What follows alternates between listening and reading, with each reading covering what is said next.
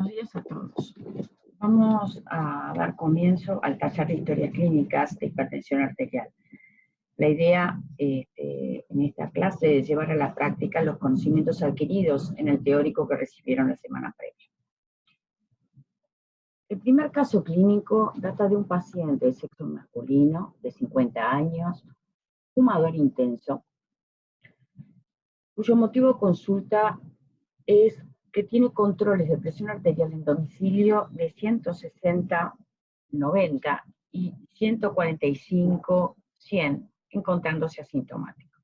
Al examen físico, es un paciente que tiene una presión arterial de 120/70 y en consultorio, estando en el consultorio, el resto del examen físico, es normal.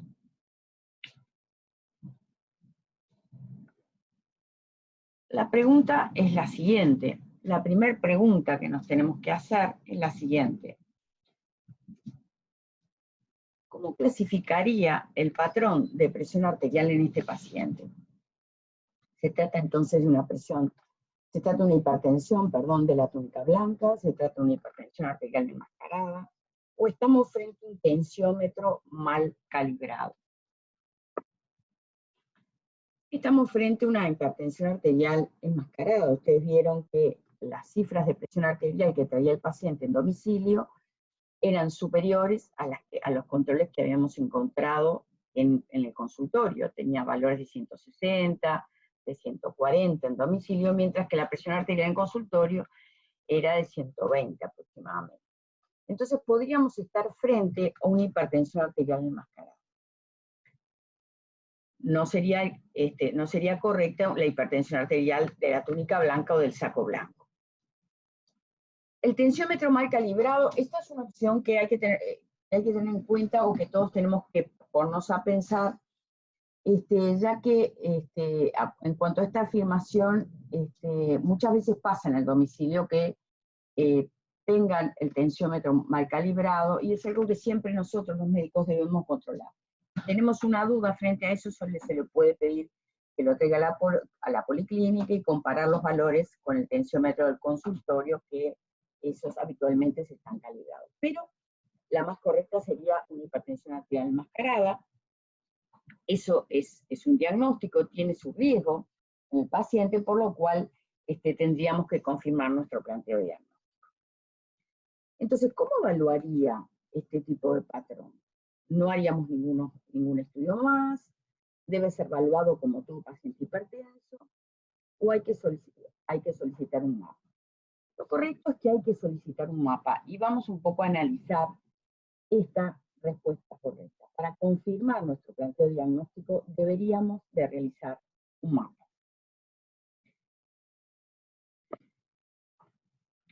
A modo de repaso, debemos recordar que la hipertensión arterial de la túnica blanca se ve en una incidencia de 10 a 13% de la población general, y se asocia a mayor masa ventricular izquierda y eventos cardiovasculares.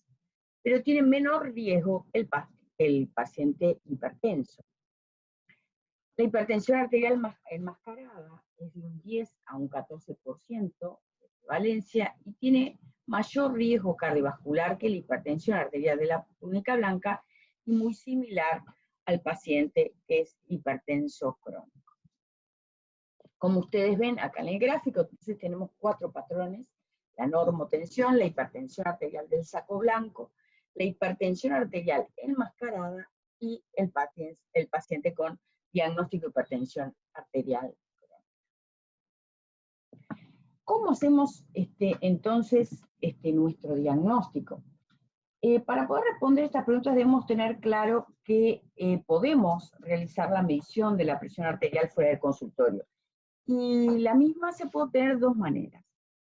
Por automedición, cuando el paciente se autocontrola en domicilio con su aparato de presión arterial, o por monitorización ambulatoria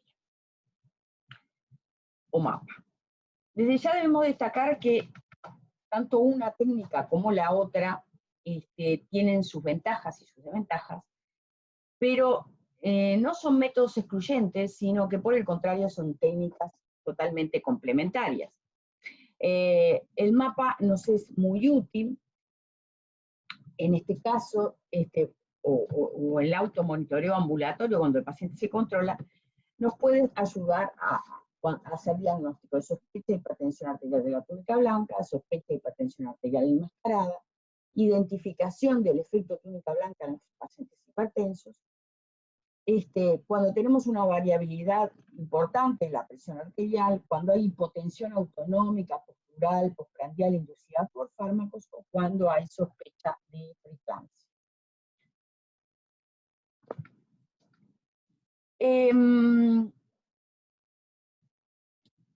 Caso clínico 2, estamos frente a un paciente de sexo masculino, de 45 años, deportista, que consulta por cifras de presión arterial de 170-80 en carnet de salud. Es un paciente que está sintomático en lo cardiovascular. Al examen físico, la primera toma de presión arterial tiene 150-90. En la segunda toma de presión arterial, separada por 5 minutos, es de 160-90. El resto del examen físico es normal. Se le pide una planilla de registro de presión arterial de las últimas 3 semanas, y el lunes tenía 120-70, el miércoles 110-80, el viernes 100-60, el lunes 120-80, y así sucesivamente. Ustedes ven que hay controles de presión arterial que prácticamente no superan los 130-80 de presión arterial. Entonces, ¿cuál sería la más correcta? ¿Cómo clasificaría el patrón de presión arterial de este paciente? ¿Es un hipertenso, una hipertensión arterial crónica? ¿Es una hipertensión arterial enmascarada? ¿Es una hipertensión arterial de la túnica blanca? ¿O estamos frente a un paciente normotenso? Y lo correcto sería que estamos frente entonces a una hipertensión arterial, como ustedes vieron, de la túnica blanca o del saco blanco.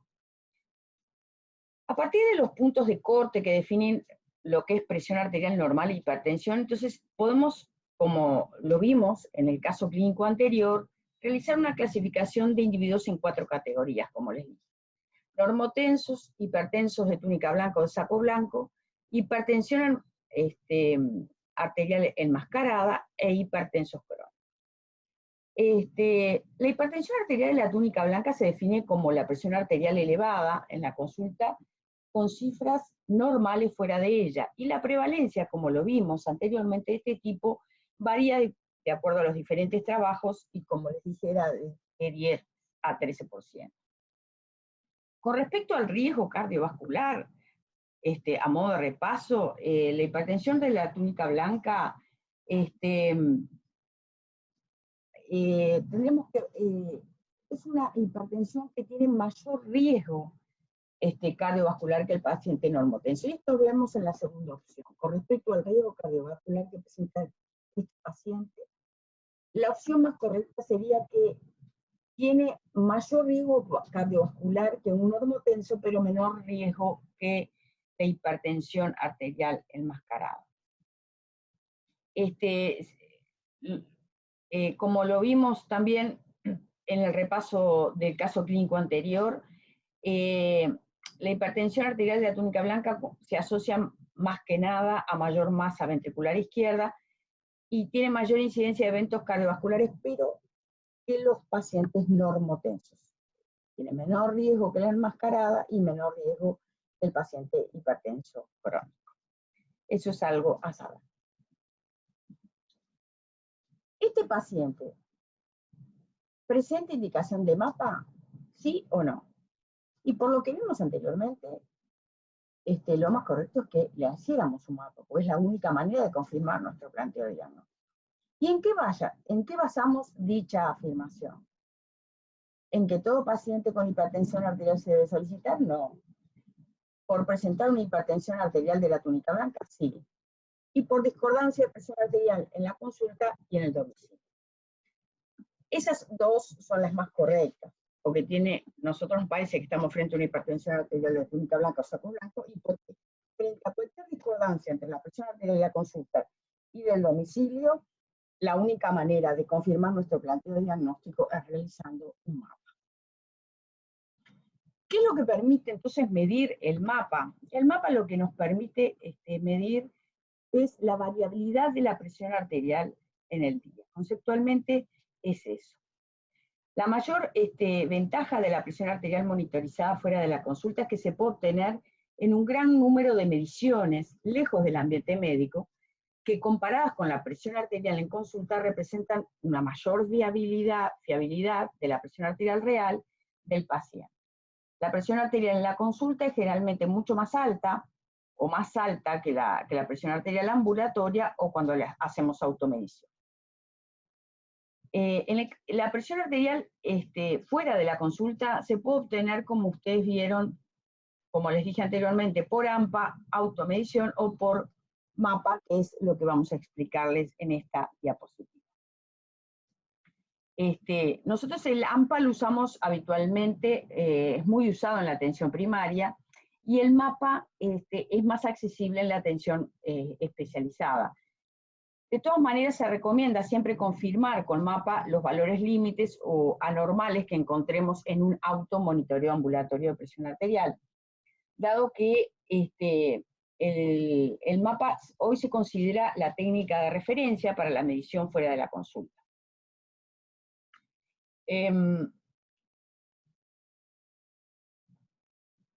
¿Cómo hacemos la técnica? ¿Cómo es la técnica? La técnica que se utiliza es la medición de la presión arterial. Durante el día se hacen controles cada 15 minutos y de noche cada 30 minutos. Se les pide anotar al paciente las actividades que realizan durante el día y cuando inician el sueño y las horas de sueño.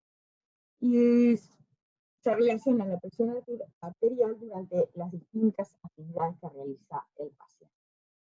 ¿Qué pasa con el automonitoreo ambulatorio de la presión arterial? Tiene ventajas, pero también tiene muchas desventajas. ¿Cuáles son las ventajas? Que se pueden realizar múltiples mediciones durante varios días o periodos más largos en el ambiente habitual del paciente, se puede registrar la variabilidad de la presión arterial día a día. Es un método, una herramienta accesible, que es barata, está disponible y es fácil de reproducir. Y es útil no solo para el diagnóstico, sino también para la evaluación del tratamiento. Se ha demostrado que el automonitoreo ambulatorio de la presión arterial mejora claramente la adherencia al tratamiento. Y esto no es un dato menor cuando estamos hablando de un factor de riesgo cardiovascular, de una enfermedad crónica no transmisible. El control de las cifras de presión arterial, lograr una buena adherencia al tratamiento, es la base para poder evitar todas las complicaciones vinculadas a esta enfermedad. ¿Cuáles son las desventajas? Que no recoge datos durante las actividades de reposo y no cuantifica la variabilidad, que vamos a hablar más adelante, durante periodos cortos. Vamos al último caso clínico. Es un paciente de sexo masculino, de 70 años, de raza blanca. Antecedentes personales: hipertensión arterial diagnosticada hace 10 años, una presión arterial habitual de 160/90, una cardiopatía isquémica, una enfermedad renal crónica. Está en tratamiento con aspirina, clopidogrel, atorvastatina, carvedilol 50 miligramos día y tratamiento higiénico dietético. Cumple la dieta hiposódica. Concurre a policlínica para ajustar el tratamiento antihipertensivo, encontrándose asintomático. Al examen físico tiene un índice de masa corporal de 25, ahí, una presión arterial de 160/90 y el resto del examen físico es normal. Nos trae un electrocardiograma que muestra un QS de B1 a B4, eso, hipertrofia ventricular izquierda. El QS puede hablar de una secuela de toda la cara anterior, una radiografía de tórax que muestra una cardiomegalia, un ecocardiograma transtorácico que muestra una hipoquinesia secuelar en cara anterior, con un tracto del ventrículo izquierdo de 15 milímetros, del tabique del ventrículo izquierdo, perdón, de 15 milímetros, y una FEBI de 35%. La soemia es de 50 miligramos decilitro, la creatinemia es de 1,60, tiene un poquito elevada la creatinina apenas, y un examen de orina que muestra una proteinuria de 1,10. Un fondo de ojo que muestra una retinopatía grado 2 y nos trae un mapa que informa cifras de presión arterial nocturna de 130-70 y un descenso en la noche menor del 10% de la presión arterial diurna. Un poco como para analizar lo que nosotros claramente estamos frente a un paciente hipertenso, ¿verdad? Añoso, con cifras habituales de 160-90. En cuanto a lo que es la repercusión, que es lo primero que tenemos que analizar, o daño de órgano blanco, este paciente ya tiene una cardiopatía isquémica, ¿no? Tiene el antecedente de una secuela en la cara anterior, mostrada por el electrocardiograma, y una hipoquinesia secular en la cara anterior, por eco transtorácico, ¿verdad? Tiene hipertrofia ventricular izquierda, tiene el tabique interventricular es de 15 milímetros, eso habla de una hipertrofia ventricular izquierda, o sea que tenemos también hipertrofia ventricular izquierda como daño de órgano blanco. Tiene una enfermedad renal crónica, o sea que ya está afectado el riñón, con una proteinuria también de 1,10, y tiene afectación, tiene una retinopatía hipertensiva grado 2. O sea que tiene múltiples repercusiones o daño de órgano blanco, una hipertensión con cifras habituales de 160-90. Y nos trae un monitoreo ambulatorio de la presión arterial, un mapa que muestra en la noche cifras de hipertensión arterial de 130-70, que son elevadas. 120-70 serían los valores, o por debajo de esos valores deberíamos de producirse el descenso de la presión arterial durante la noche, y acá tiene cifras de presión arterial de 130-70, y el descenso en la noche es menor del 10% de la presión arterial diurna, o sea, por lo tanto tiene un patrón de variabilidad, no un pero un patrón de variabilidad de arriba. ¿Qué sería lo correcto en este paciente? ¿Cuál sería el objetivo tensional en este paciente? Esa es la primera pregunta que nos tenemos que hacer cuando nos enfrentamos a un paciente en policlínica que nos viene así, se presenta de esta manera. El primer planteo es, ¿cuál va a ser mi objetivo tensional? ¿Verdad? En este paciente. Hoy los objetivos tensionales que se plantean para estos pacientes es que sean presiones arteriales menores o iguales a 130-90 y lo vamos a fundamentar. Y la otra pregunta que me tengo que hacer en cuanto a la estrategia terapéutica que tengo que aplicar en este paciente, ¿cuál sería la mejor estrategia terapéutica? Y esta afirmación la vamos a fundamentar, y este paciente sería pasible de terapia combinada, y vamos a hablar muy bien por qué es mejor iniciar en este paciente terapia combinada. En cuanto a la combinación de fármacos que utilizaría, que es los fármacos que deberíamos de utilizar en nuestro paciente, ¿cuál sería la opción más correcta, la combinación más correcta? Beta bloqueantes más amlodipina, beta bloqueantes más tiacidas, beta bloqueantes más IECA, beta bloqueantes más ARA2. Y la opción más correcta, la más correcta acá sería beta bloqueantes más IECA, que vamos a fundamentar. Ustedes ya saben que en el 2013 hubo un consenso, en el 2014 el JNS8 hizo algunas modificaciones de ese consenso en cuanto a cuáles eran las cifras de presión arterial, se definían las cifras de presión arterial normales y cuáles eran las elevadas. En el 2017 los americanos, la AHA plantea bajar aún más las cifras de presión arterial. Y el último consenso, que es el del año 2018, lo que propone es que vamos a hablar de presiones arteriales elevadas por encima de valores superiores a 130-80. Entonces, porque ya en valores entre 130, 139, 85, 89, podríamos hablar de presiones arteriales normales elevadas, donde serían pacientes que empezaría ahí a aparecer el riesgo cardiovascular en estos pacientes. ¿Qué plus tiene este paciente? Que tiene una enfermedad coronaria, ¿verdad? Y Y bueno, ¿qué pasa con la enfermedad coronaria y la hipertensión arterial? Ambas guías, lo que tanto la American Heart como las guías europeas, establecen una clara asociación entre ambas variables. Y dice que la hipertensión arterial es un factor de riesgo mayor en el desarrollo de enfermedad vascular coronaria. El descenso de la presión arterial se correlaciona claramente con una reducción de la incidencia de infarto agudo de miocardio. Hay un metaanálisis citado en estas guías de la Sociedad Europea que establece que una reducción de 10 milímetros de presión arterial sistólica se correlaciona con una disminución del riesgo de un 17% en desarrollar enfermedad arterial coronaria. Por lo cual debemos de bajar las cifras de presión arterial en nuestro paciente.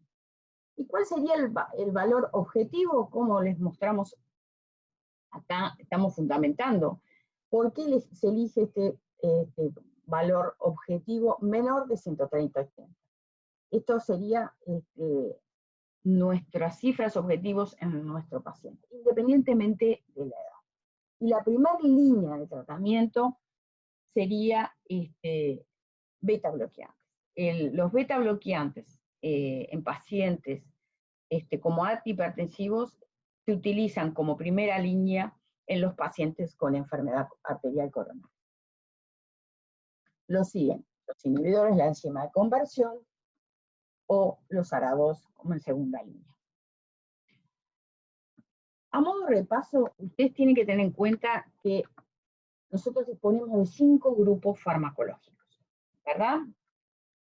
Que pueden utilizarse tanto en monoterapia, o sea, un solo fármaco, o en terapia combinada, ¿verdad?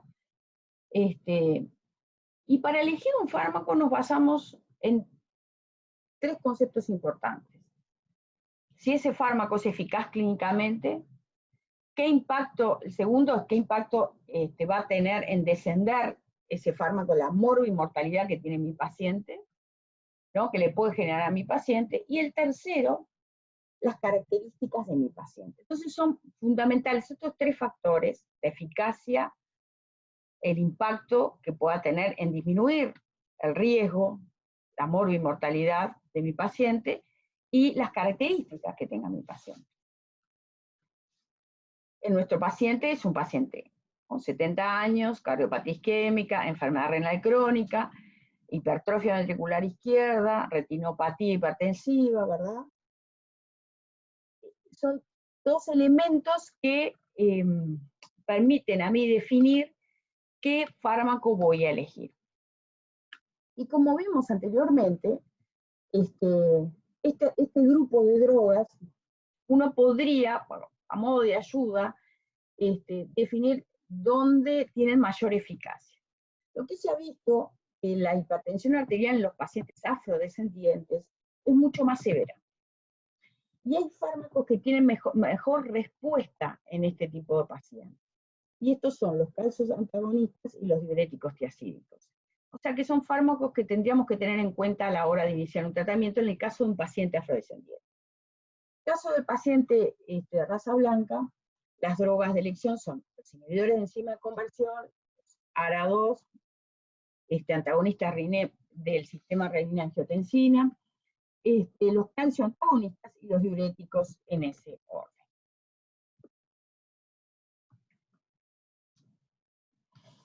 Ustedes vieron que nuestro paciente se había producido un descenso fisiológico, habíamos recibido un mapa en nuestro paciente y no había tenido un descenso de presión arterial del 10%, que sería el descenso fisiológico de la presión arterial durante la noche. No, este paciente no lo tenía y tenía una hipertensión arterial nocturna.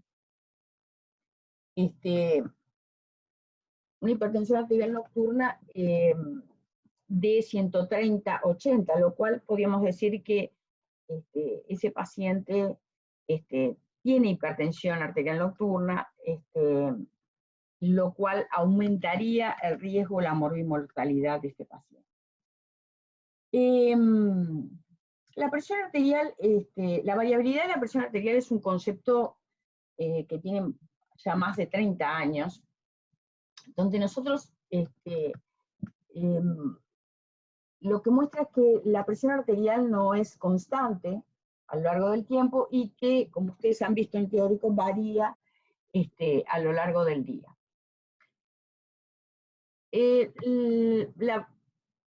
Habitualmente en la noche se produce un descenso, cuando nos acostamos, conciliamos el sueño, un descenso de más del 10% de la presión arterial que tuvimos durante el día. O sea que se produce un descenso fisiológico de la presión arterial mayor del 10% o mayor o igual al 10%, y eso habla de un patrón de variabilidad hiper, que es el patrón fisiológico. Ahora, hay otros patrones, como son el patrón non-diper, cuando la presión arterial no desciende ese 10% y el descenso es menor a ese 10%, o no desciende. O cuando aumenta la presión arterial durante la noche, en lugar de descender, ese es el patrón Reiser. Tanto el patrón non-diper como el patrón Reiser son patrones de riesgo cardiovascular. Aumentarían el riesgo de eventos cardiovasculares.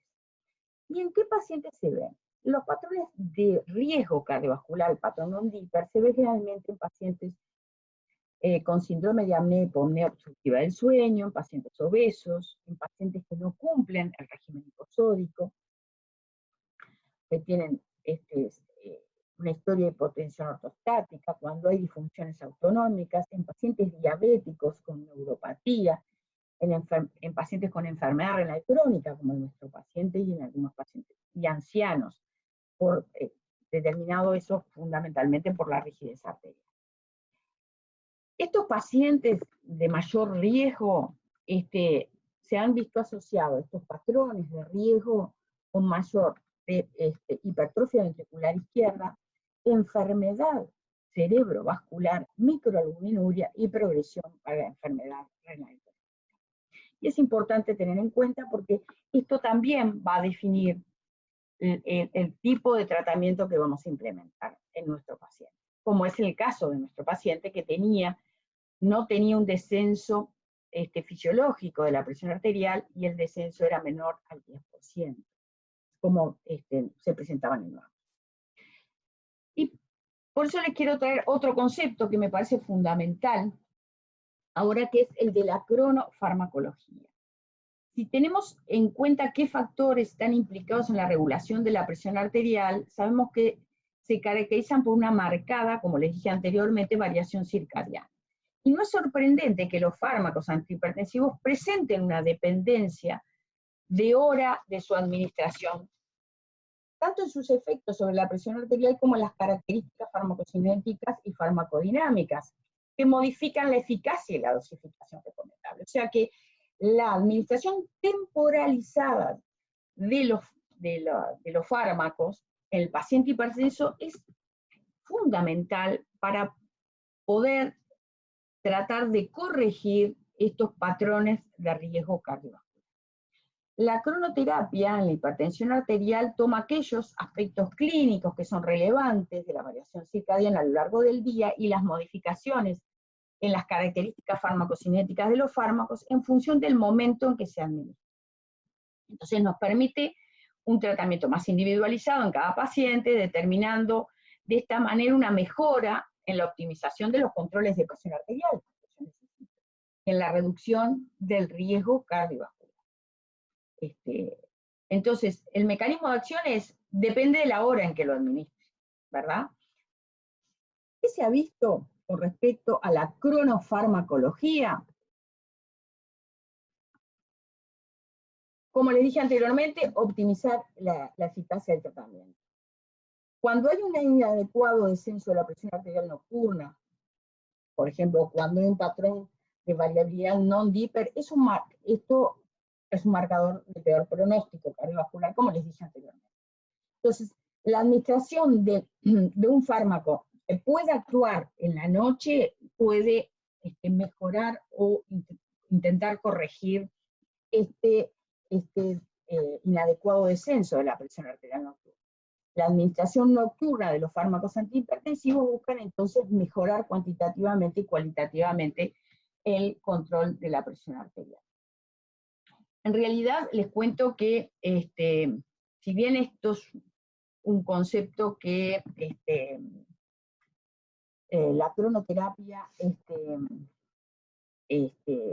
ya se habla desde hace varios años, no hay todavía ensayos clínicos que demuestren qué fármacos podrían tener mejor efecto cronoterápico. Hay algunos trabajos publicados y hablan de que los IECA podrían tener un efecto cronoterápico, como el ramipril, hay trabajos vinculados al ramipril.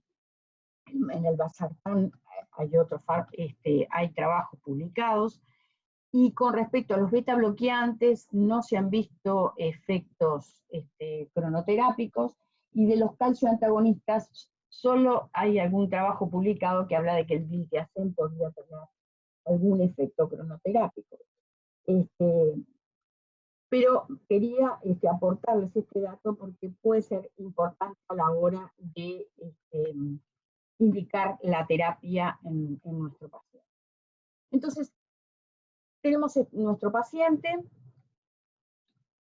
El paciente tiene múltiples daños de órgano blanco, tiene cifras de presión arterial muy altas, queremos tener una presión arterial objetivo de 130/80 o menor a ella, para disminuir el riesgo en nuestro paciente. ¿Qué combinaciones elegiría? ¿Por qué no elijo monoterapia?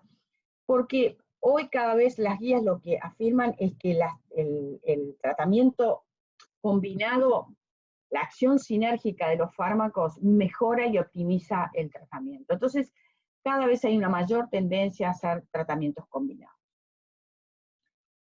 Y más en un paciente con todas estas repercusiones del daño de órgano blanco, sería ideal la terapia combinada. Entonces, tenemos que pensar en cuáles son las combinaciones preferidas. Nosotros en nuestro paciente es un paciente que tiene una cardiopatía isquémica. Y como bien dijimos, de primera línea los beta bloqueantes. Pero supongamos que tenemos otros pacientes que no tienen una cardiopatía isquémica. Las combinaciones que más se utilizan y están publicadas son diuréticos con ARA2, los IECA con los calcio antagonistas, diuréticos más inhibidores de la enzima de la conversión o IECA, los ARA2 más calcio antagonistas. Ustedes ven subrayado IECA más calcio antagonistas.